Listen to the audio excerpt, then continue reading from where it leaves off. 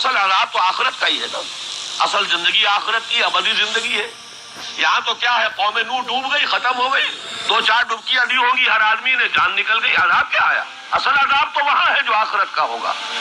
دنیا میں عذاب آتا ہے مسلمانوں پر. مسلمان ہو کر تم اگر اسلام پر عمل نہیں کرتے، دعویٰ تمہارا اسلام کا ہو اور عمل تمہارا کافرانہ ہو، نام لو تم محمد کا صلی اللہ علیہ وسلم اور اتباع کرو تم محمد کے دشمنوں کا، دعویٰ کرو اللہ اور اس کے رسول کی وفاداری کا اور تمہاری دوستیاں ہوں اللہ اور اس کے رسول کے دشمنوں سے. تم کہو اللہ اور اس کے رسول کے احکام کو ہم مانتے ہیں اور سودی کاروبار کر کے اللہ اور اس کے رسول کے خلاف اعلان جنگ کیے رکھو. اصل عذاب دنیا میں مسلمانوں پر آتا ہے، جیسے کہ پہلے یہودیوں پر آیا، اس لیے کہ ہم سے پہلے کی مسلمان امت وہی تھی. جب تک حضور صلی اللہ علیہ وسلم کی بعثت نہیں ہوئی وہی امت تھی. موسیٰ کے ماننے والے، تورات کے ماننے والے یہودی، یہ امت مسلمہ تھی. لیکن ان پر کیسے کیسے عذاب آئے. نبوکدنضر کے ہاتھوں برباد کرایا گیا، کبھی پھر یونانیوں کے ہاتھوں تباہی آئی، کبھی رومیوں کے ہاتھوں تباہی آئی. اس صدی میں بھی آپ نے دیکھا، اگر آپ بھولے نہ ہو کہ یہ صدی کے وسط میں ہٹلر کے ہاتھوں 60 لاکھ یہودی قتل ہوا. یہ کون ہے؟ اللہ کو بھی مانتے ہیں، حضرت موسیٰ کو بھی مانتے ہیں، تورات کو بھی مانتے ہیں، وہ تو مدعی ہے اللہ اور اس کے رسول کے ماننے والے.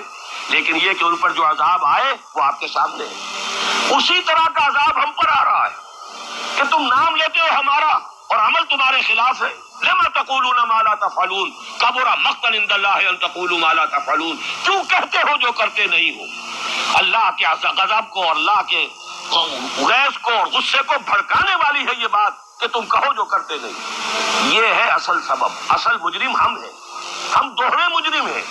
ان کا جرم ایک ہے، انہوں نے انکار کر دیا، چھٹی ہوئی.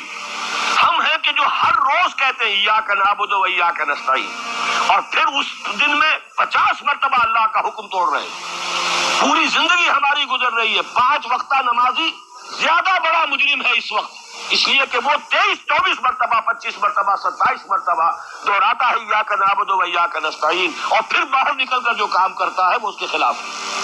یہ ہے اصل میں سبب. اور یہ جان لیجئے جو عذاب ہم پر آ رہا ہے اللہ کا، وہ اس وجہ سے آ رہا ہے. ہمارا کام تو یہ تھا کہ ہم دین کے علمبردار ہیں، دین کا ایک نظام دنیا کے سامنے پیش کریں. ابھی بڑا اچھا لفظ استعمال کیا ہے توکل صاحب نے، ماڈل دو نا. ایک انفرادی ماڈل ہوتا ہے. حضور صلی اللہ علیہ وسلم اپنی ذات میں ماڈل تھے. لقد کان لکم فی رسول اللہ اسوۃ حسنہ. لیکن حضور نے صرف ذاتی اور انفرادی ماڈل نہیں دیا، ایک اجتماعی ماڈل فراہم کر دیا، نظام قائم کر کے دکھا دیا. یہ ہے اللہ کا دین، یہ ہے اس کا سیاسی ڈھانچہ، یہ ہے اس کا معاشی ڈھانچہ، یہ ہے اس کی معاشرت، یہ ہے اس کی فیملی لاز، یہ ہے اس کے اندر تمام قوانین فوجداری اور دیوانی، یہ ہے یہاں پر قانون شہادت. یہ ہے سارا نظام. دیکھ لو، ٹھوک بجا کر دیکھ لو، یہ نظام ہے.